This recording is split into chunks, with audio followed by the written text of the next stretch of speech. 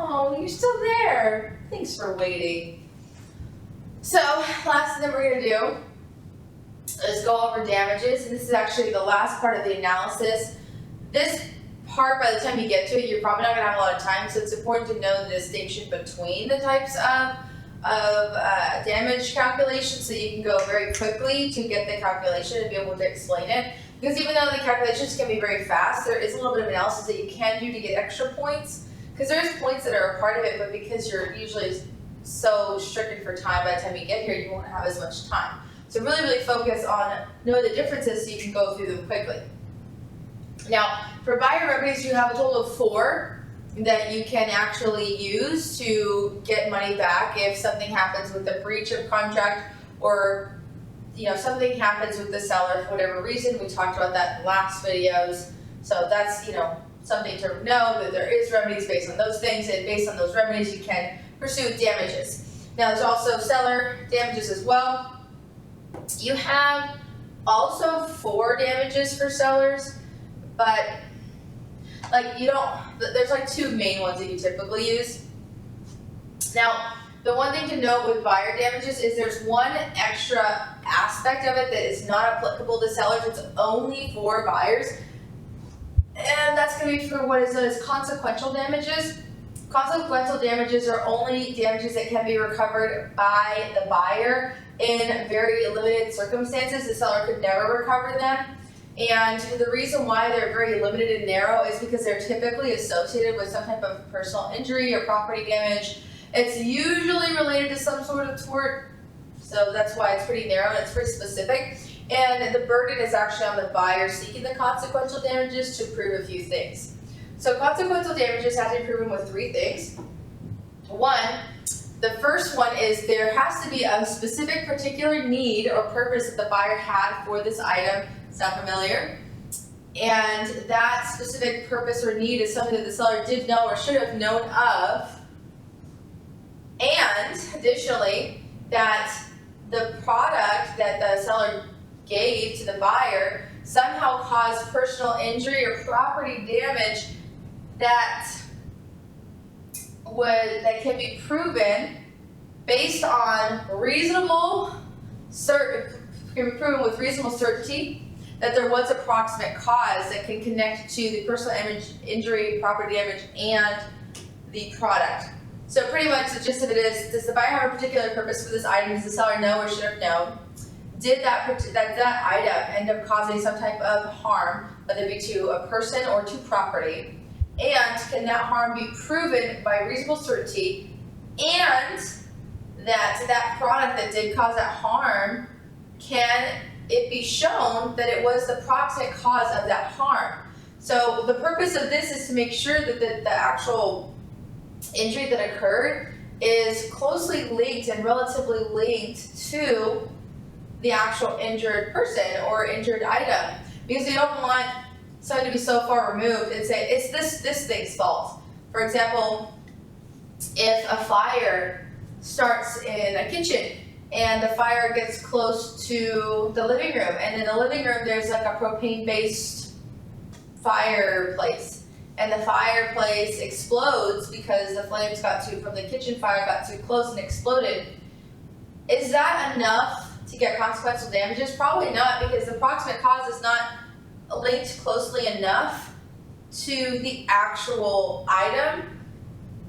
There's really no way that a seller could have known or should have known that that kitchen fire would have caused an explosion at some point. It's like one of those things. It's just too far removed. You have to think of it when it comes to torts. You have to think that it's close enough in relation that it's obvious that this item caused the harm. So it's really more of an obvious factor there. Now, if you can prove consequential damages, then you can potentially get any damage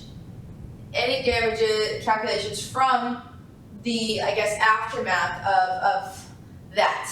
So if you get injured by something and it adds, $500 in medical expenses, you could say under consequential damages, I can recover an additional $500 in addition to whatever calculation for other damages that you have. And that's kind of how that works. Or if you buy a refrigerator and it was manufactured improperly, and when you plug it in, it has a tendency to destroy an electrical outlet and it costs you $400 to replace, you could sue for consequential damages, as probably also you could sue under a breach of warranty. So that's how those work. Now, enough about that. So there's the majority of terms you're gonna see with any type of damage calculations is the contract price, which is going to be on the buyer side, the amount that they were going to pay. On the seller side, the amount they were going to receive. You're gonna see incidental damages. Incidental damages can be utilized and recovered on both parties, buyer or seller. Incidental damages are damages that are incidental to a breach or failure to perform your contractual obligation. So but for your failure to perform on the contract, I would not have to pay these things. Like if I am a buyer and I bought something from you and I rejected it because it failed the perfect tender rule, then now I have to pay to store those items until you recover them and pick them back up. That's known as an incidental damage, because now I pay for storage fees. That's something I didn't have to pay for before. So anything I have to pay for now because you failed to fulfill your end of the bargain, incidental damages can be advertising, it can be storage, it can be consultations, it can be anything that can be directly linked to the failure of the contract to be fulfilled on either side. And lastly, you have cost saved or expenses saved. So they're very similar. The biggest difference is with expenses saved is usually very specifically related to a contract. Like if I have a contract with you to buy something for $10,000, and separate from the contract is a shipping fee that I have to pay to have the items delivered to me, separate from the carrier, say that it's a shipment contract. Now, if I don't have to do that, I don't have to pay $200 anymore, so that's money I'm saving. Cost saved is more related to sellers, and it has to do with more like the production. So it's more so like the raw material cost that I would have had to pay that I do not have to pay anymore because you've breached, so I'm not going to, make this item anymore. Okay. I think that's the most common terms you're gonna see, but we'll go through, okay? So a cover contract, we talked about that, right? A cover is seller did not fulfill their obligation. Most likely they never shipped the item or I never received it, so now I have to scramble to find a substitute that is a fair substitute, right? Now, if I do find a substitute, then there's a calculation that I am allowed to utilize to recover damages from the seller that screwed me over pretty much. And that's cover price minus the contract price plus incidental damages plus consequential damages minus expenses saved. So what does this mean? Let's say I am buying 100 pounds of tomatoes for $100,000, okay? That's my contract price. Contract's gonna be K price, make it easier, okay? Now, if I contact another farmer in the area to buy tomatoes, 100 pounds of them, because this other farmer did not ship them to me for whatever reason, then then let's say I am able to find a replacement, but it's gonna cost me $110,000, then that's gonna be what's called my cover price.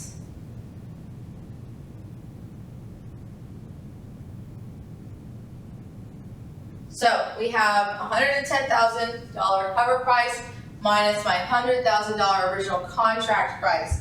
Now, what incidental damages do I have? Well, let's say to find a new farmer, it ended up costing me $250 because I had to pay someone to drive up and down, all these places to locate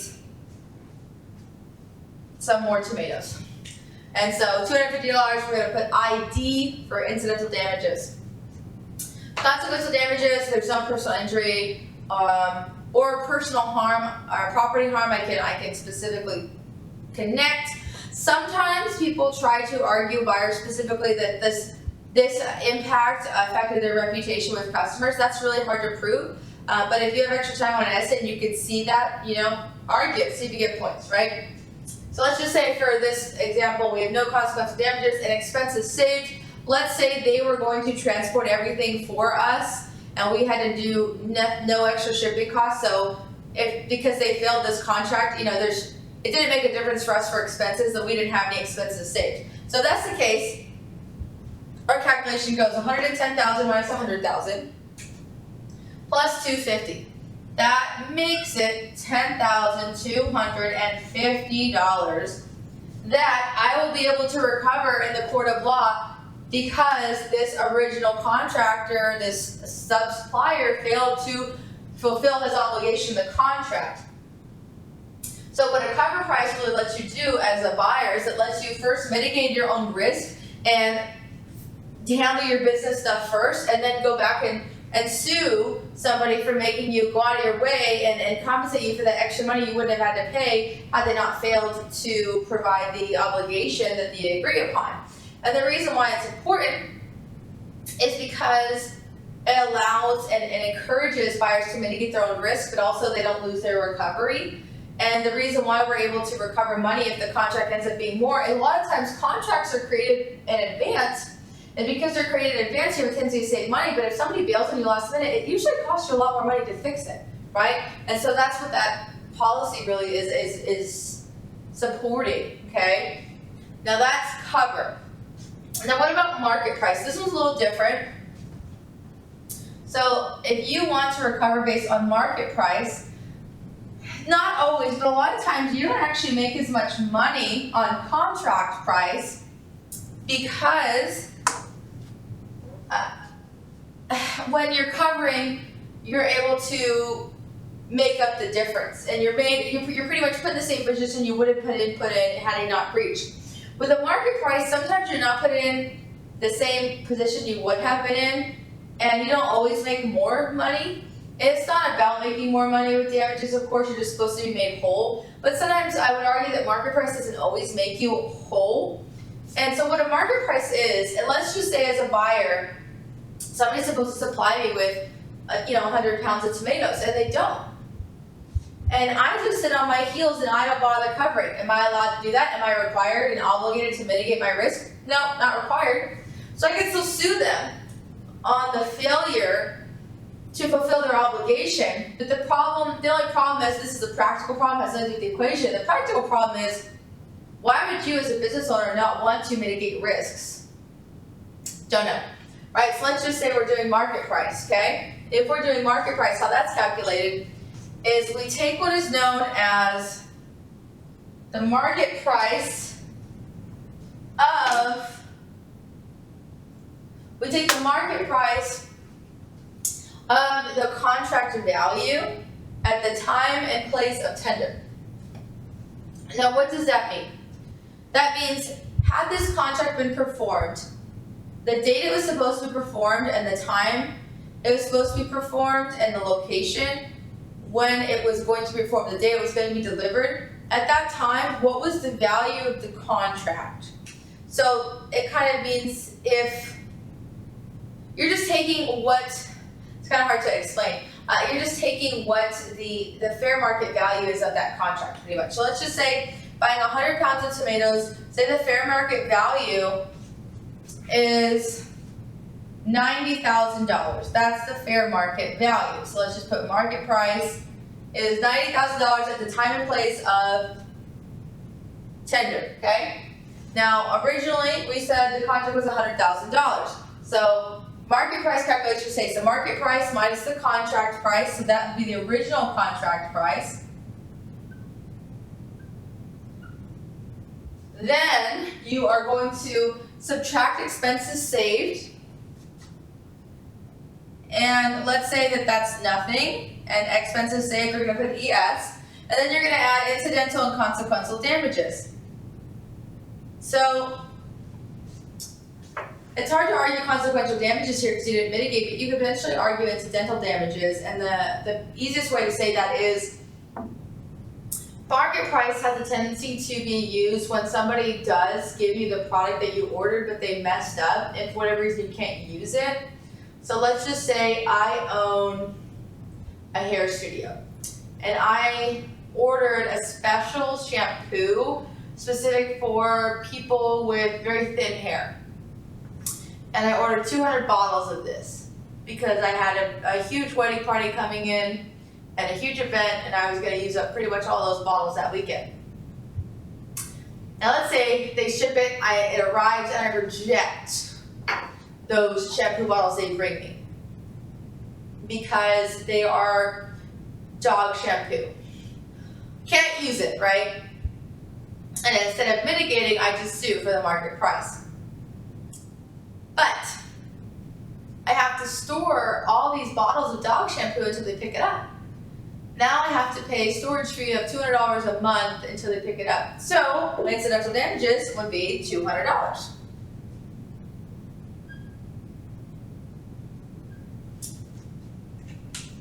So let's just change the facts. I apologize.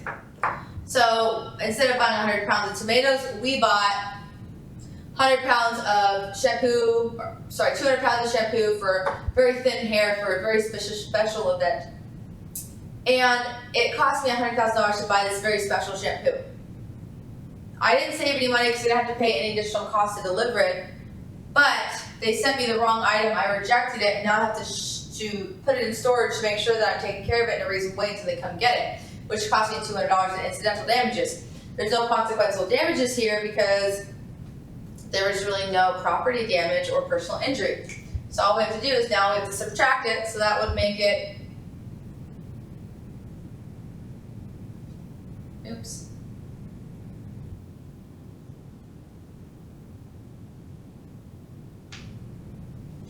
$10,200. It's negative, but. So what does this mean? I apologize, I did that wrong. See, I'm not a math person, that's why I had to think about it.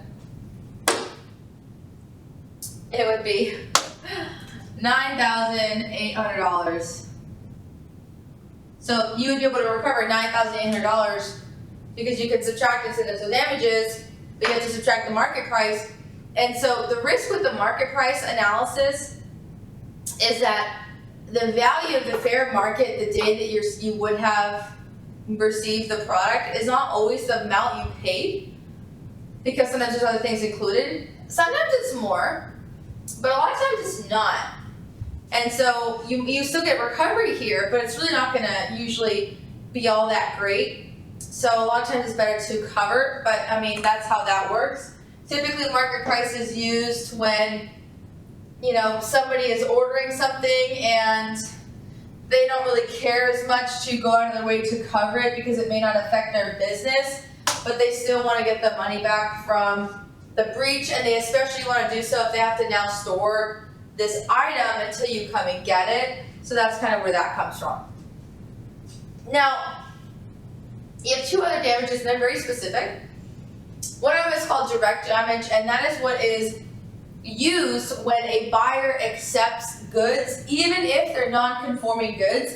So for example, if I order 100 pounds of tomatoes, and I order Roma tomatoes, and you send me 100 pounds of heirloom tomatoes, I could still accept those goods even though they're non-conforming goods because they're similar, and I just choose to deal with it. But I can actually sue for damages based on that.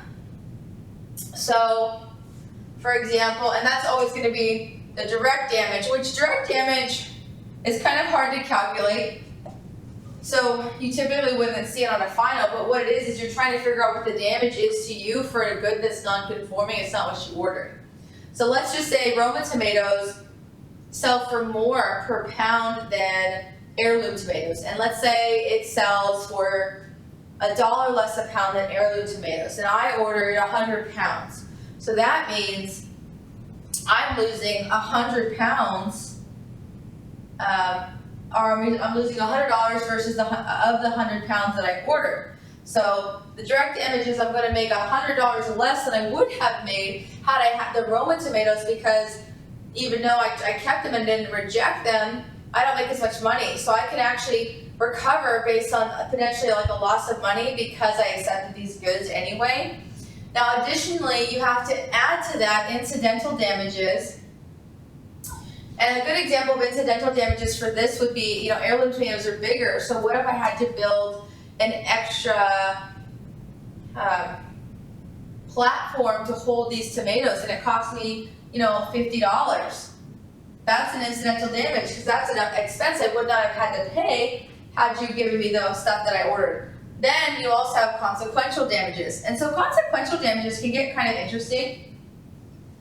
So consequential damages in a sense of something that you are accepting that is a non-conforming good, and you say, I'm going to take this anyway, it's a little bit easier to get consequential damages, and you don't have to think about it strictly in the tort case, and that's how I originally explained it.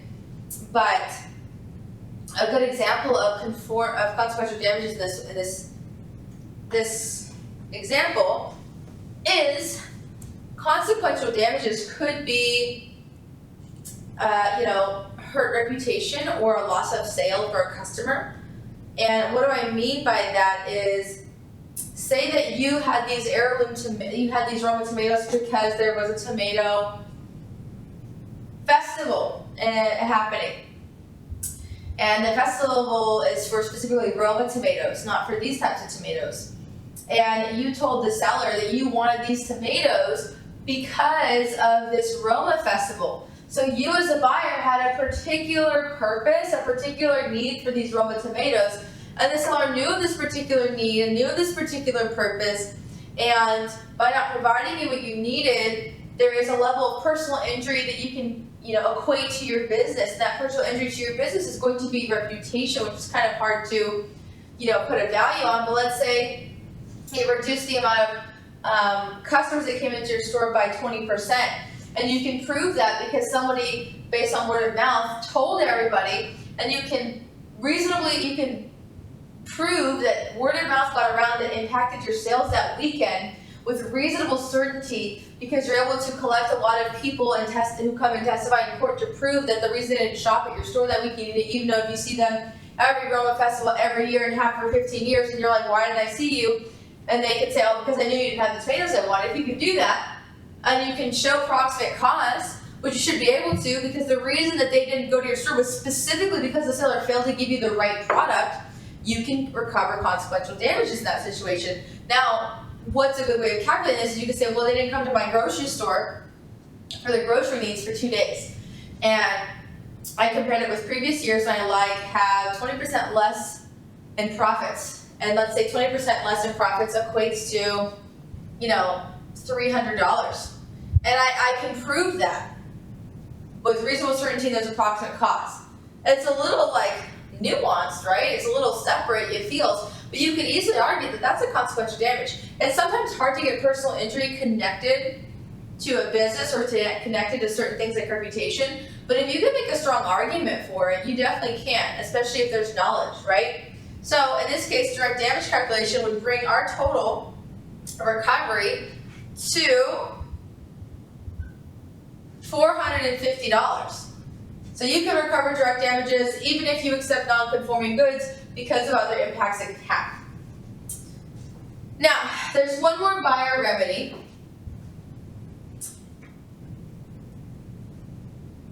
And that buyer remedy is warranty. So if you breach a warranty, then there is going to be recovery that you have as a buyer. And it's obviously going to be dependent on the warranty available. But typically, if you have any type of implied warranty that's been broken, and even some express warranties, you can definitely sue over a breach of warranty. Sometimes a breach of warranty you can sue on even if it's a defective product. So that's typically you're gonna typically use a direct damage calculation for that, but I guess you could arguably use the warranty calculation. So the warranty breach calculation does two things mainly. It looks at the value of the goods that you ordered as promised, as guaranteed, as contracted, what you expected to get. That value is your first number. Then the value you actually got, that is the second number. And then obviously you add consequential and or incidental damages. So it's literally like your value desired. So I think that's a good way. So VD, value desired, minus value received. So that's another thing is the value received. That typically makes me think that you accepted that. And that's typically what happens is I'm suing on a warranty of a product that I accepted even though it's not what I anticipated, it breaches the warranty, but you don't have to get rid of a product just because of that, right? So let's say you buy a car off Carvana for $30,000. And this car, all souped up exactly as you ordered, is worth $30,000. So the value desired was the value that you paid, which is $30,000. Let's say you get the car, and you expected this car to have a blue-tipped exhaust, and it doesn't. And the blue-tip exhaust is part of the sport package. And the blue-tip exhaust adds $2,500 in value to your car. Because you don't have this special exhaust in the back of your car, the value you received is not $30,000, but it's actually $27,500. Because it's $2,500 less without that. Now, you have to add incidental damages. Let's say you wanted that so bad, and that's the reason, part of the reason you bought the car, and even if it wasn't, you assumed it was going to be there because it wasn't, you decided to go to a mechanic and have them add it on.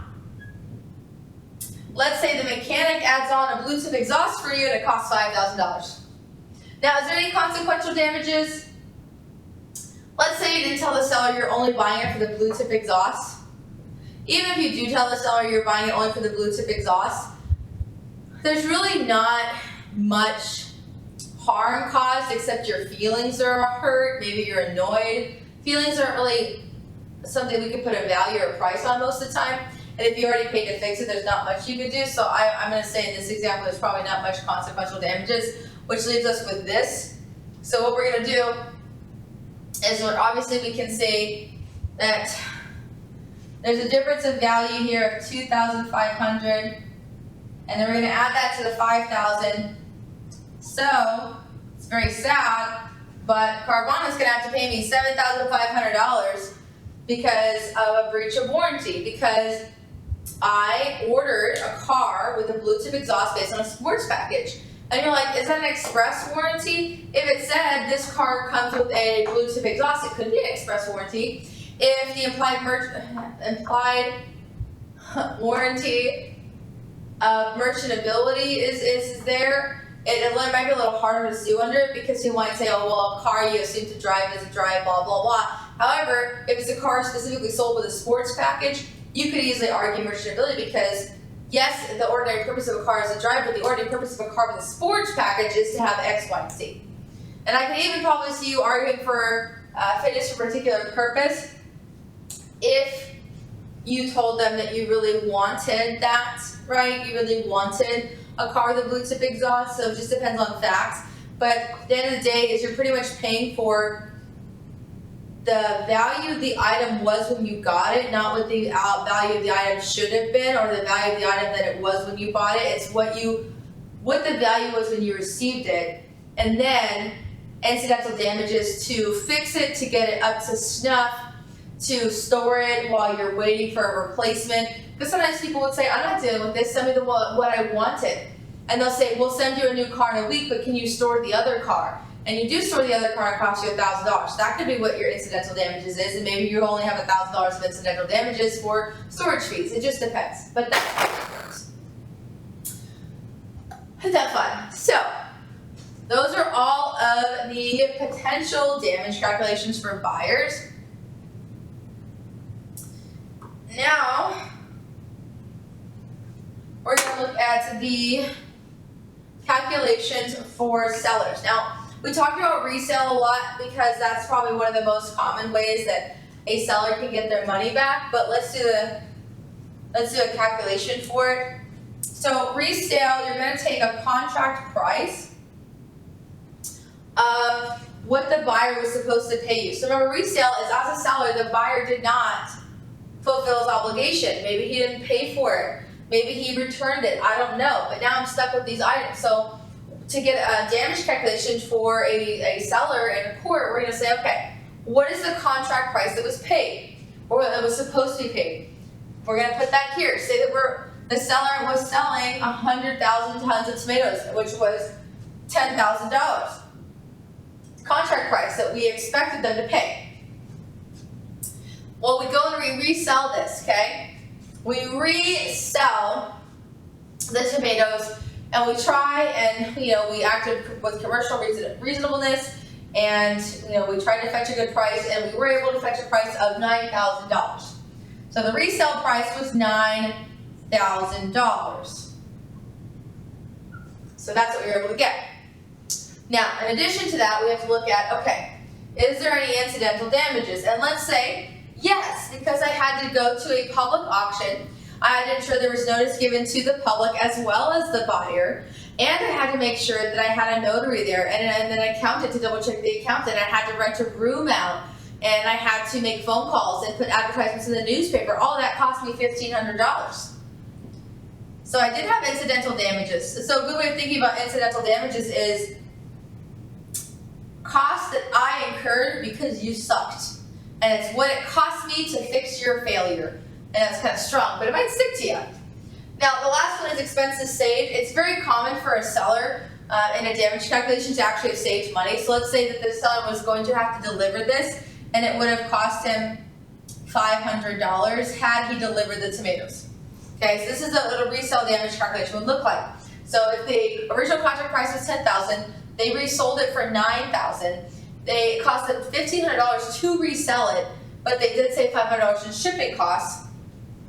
And they're going to be able to recover from you $2,000 because they lost $1,000 here because they weren't able to sell it for what they were going to per the contract. They lost $1,500 here, which would have taken it to $2,500, but they saved $500 because they didn't have to ship it to you, which takes us to a round number of $2,000. So that's how resale works. Okay, it's a lot more simplistic than any of the other calculations for the seller.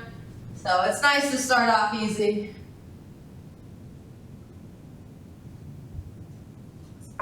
Now, the next one that is very common with sellers is what's known as a market price.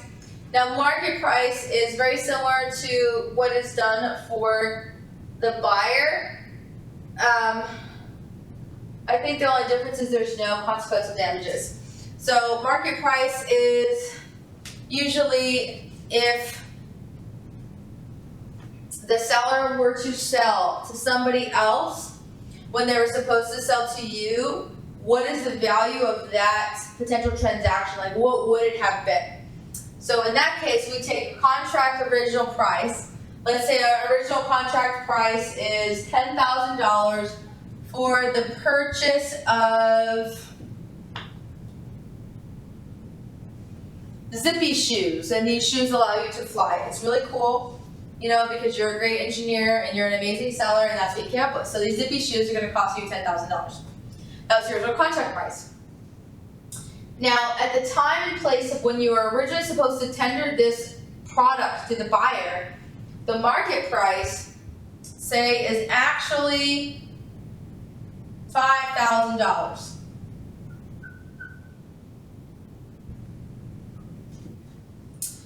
So it's actually $5,000 if you were to sell at the same time and place of the tender to somebody else.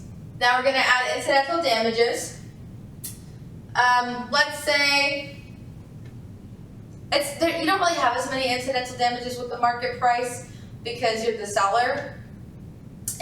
But let's say you did in fact send the shoes to this buyer and they rejected them, so you had to pay to ship them back, and that shipment cost you $1,000 to ship back. Okay.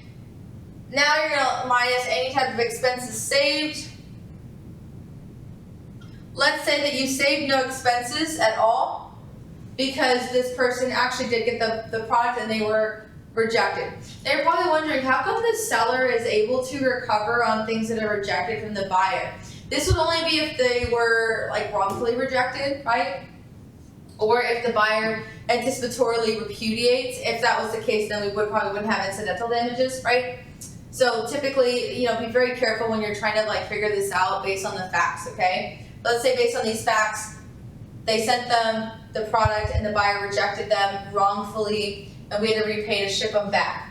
So we didn't save any money here at all. In fact, we lost money, and the market price is lower than it would have been had the contract performed because for whatever reason the market changed, right?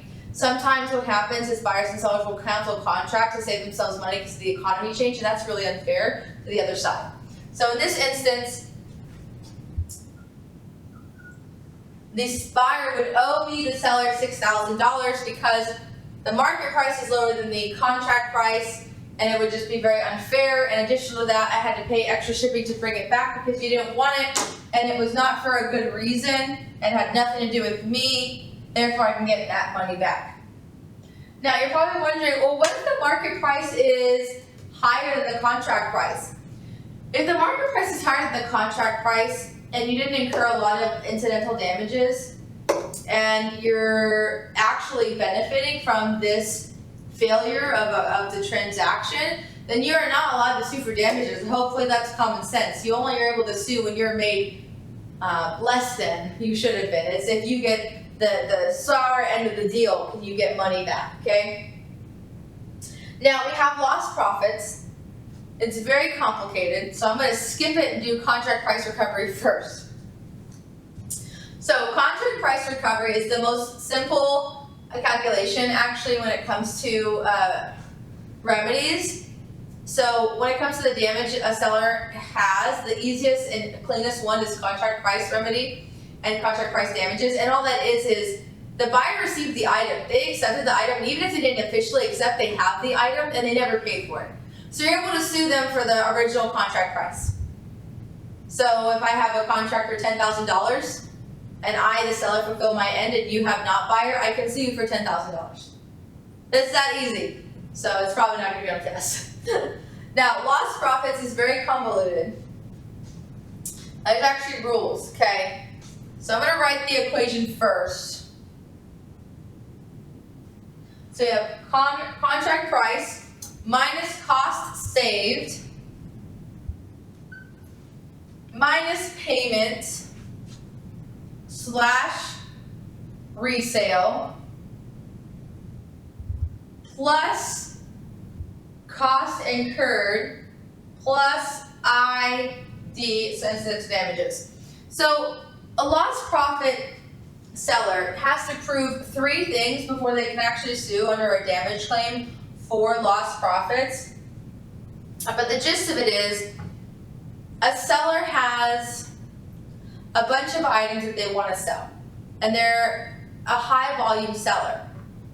But even if you don't buy this item, they are essentially losing out on a sale because they just don't have enough traffic to generate enough people to buy certain products.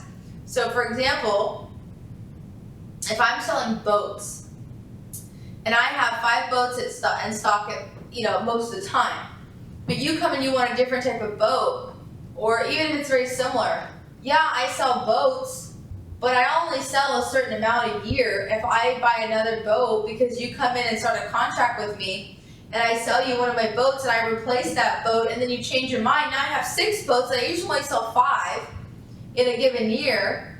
So I have lost profits because a buyer that I would have had backed out, and I can't replace that buyer because there's no such thing as replacing that buyer, and I would be really put in dire straits if you didn't make me whole somehow.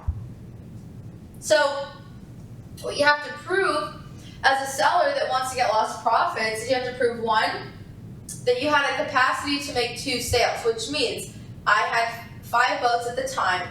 You came in and bought one, and somebody else comes in 2 days later and buys another. I have to prove that I had the inventory on hand and I was able to sufficiently help both of these people and make a sale. Then I have to prove the probability of making an additional sale. So let's say nobody comes in on that 3rd day, but I can prove that there's a likelihood that somebody would have come in sooner rather than later to make a sale, therefore making it apparent that I would have been able to make more than 1 sale for this buyer that backed out. So to show that there's a chance that somebody else would have come. And you also have to show the probability that you would have made 2 sales had they not breached. So you're pretty much proving that you had the ability to make the sale. You can likely prove that there was a very fair chance of making an additional sale, and there's also a fair probability that you could have made both sales had they not breached. But then the other part of that is because they did breach, you weren't able to make those 2 sales because you would have typically only made 1, and the only reason you're calculating for the second party is because they've now put you in a situation that's put you, more prejudiced than you were before. And so it's more so saying like, I typically only sell this amount, but because of what you did, I was actually unable to sell what I typically would have sold. So I think what's confusing about lost profits, a lot of people see it, they think, oh, so you don't get to buy, you're not buying something, you decide you don't want to buy it, and the seller gets the money anyway. That's not what we're saying. We're saying is the seller has the capacity to make a certain amount of sales in a certain amount of time. And you were one of those people that they were trying to sell to, and you said yes. So because you said yes, I probably had to turn away potentially somebody else, and I didn't have the capacity to help that person. Or now I have an extra that I have nothing to do with because I can only make so many sales in a month. So what they're saying is, I am a very specific seller and I only have the capacity to do this.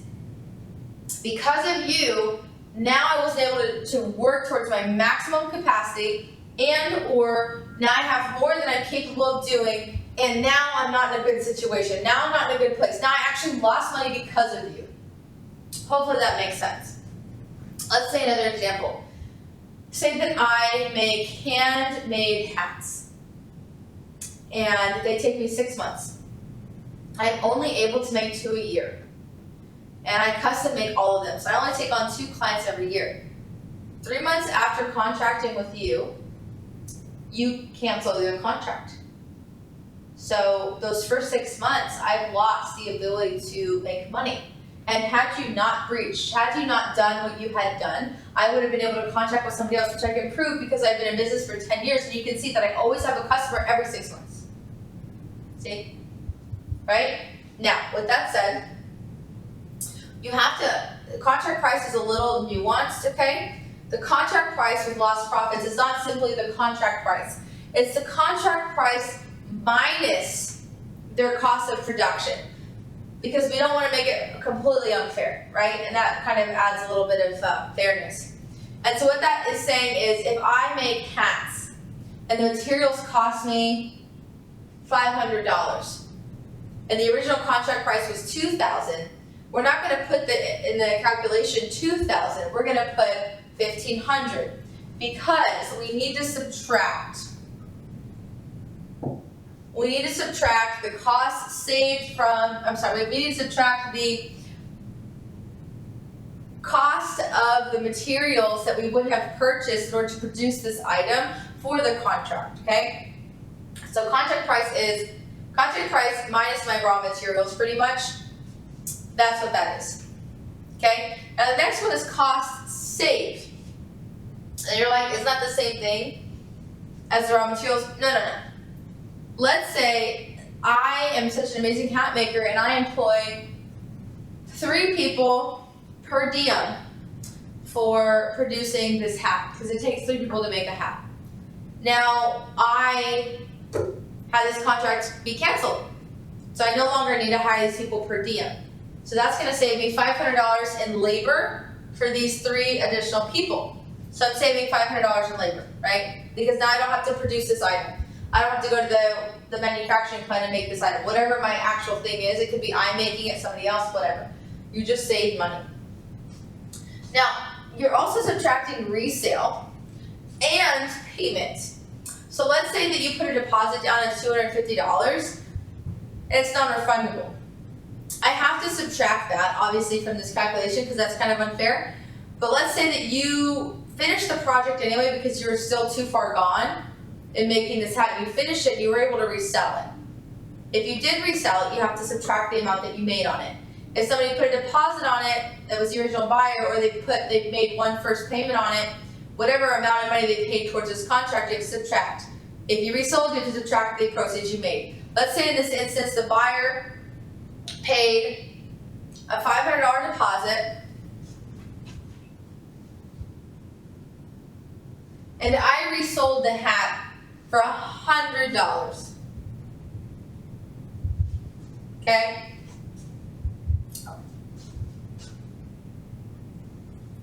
Now, we have to look at cost incurred.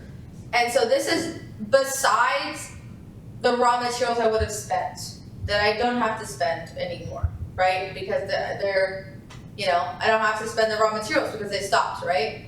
But let's say that I already bought some materials. So if I already bought, say, $400 worth of materials, I'm gonna get that money back because you entered a contract with me and I started performing, and now I'm screwed over with this stuff that I can't use, and I have all this money left over. Or I'm sorry, I have all this material left over now. Then lastly, incidental damages. Now for this one, it depends on how big of a lost volume seller or lost sales person you are. If it's something like a boat, incidental damages for storage can be a lot of money. If it's something like a hat, maybe you had to pay $20 to $5 to advertise somewhere, right? So let's just say that. So remember, lost profits, lost volume, whatever, you're gonna take the contract price.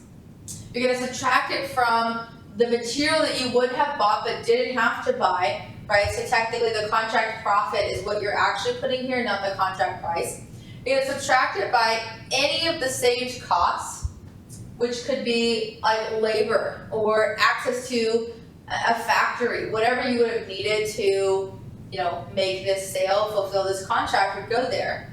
You're gonna subtract it by any payment or deposit that was made by the original buyer. You're also gonna subtract any potential resale if you did in fact resell this and make money. Then you're going to add any type of incurred costs that you had to pay because you were actually working to perform this contract. That is typically going to be, any materials you've already bought, or it could potentially be, any specialty equipment you had to rent, or any individual labor you had to do, or any labor you had to pay for. Now, just also to be aware, resale, if you didn't go and resell it because the product hasn't been made yet, but you're able to resell the raw components, that value would also go under resale, okay? Now, lastly, incidental damages, storage costs, advertising, the cost of, let's just say you got sued or let's just say you had to pay unemployment for 2 months for an employee because you gave them a contract for 6 months and you had to fire them 4 months in because this guy bailed. And that's incidental damage. That's a damage, that's a cost that you would not have had these people not reached. You can put that there, right? Those are all examples. So in this circumstance, let's say the hat was $2,000. The raw materials would have been $500 that I didn't have to pay for. So my actual profit would have been $1,500. I saved $500 in employee costs. They paid a $500 deposit. I resold whatever part of the hat was done for $100. I did unfortunately already pay $400 worth of material to make this hat, and I had to advertise whatever the hat quality was for $25. Now, if we add this all up together, we have $825. So I would be able to sue this person for $825 for their failure to abide by the contract. So lost profits is very complicated, very convoluted, but it does come up. So I would say the one that you're probably going to see the most is, it depends on how long the fact pattern is. If your fact pattern is pretty healthy size but not like over the top, and it's all about the seller, you're probably looking at lost profits or resale because there's so many little branches of analysis. My guess on buyer damages is probably going to be something about warranty breach or cover, because if you are a buyer and the fact pattern is all about the recovery for the buyer, there's going to be a lot more analysis under warranty. So that's what I have so far. Thank you so much for joining me. I hope this was helpful. If it wasn't, I'm so sorry. I tried. If you have any concerns or angry thoughts, pray about it. And that's all I got. Good luck.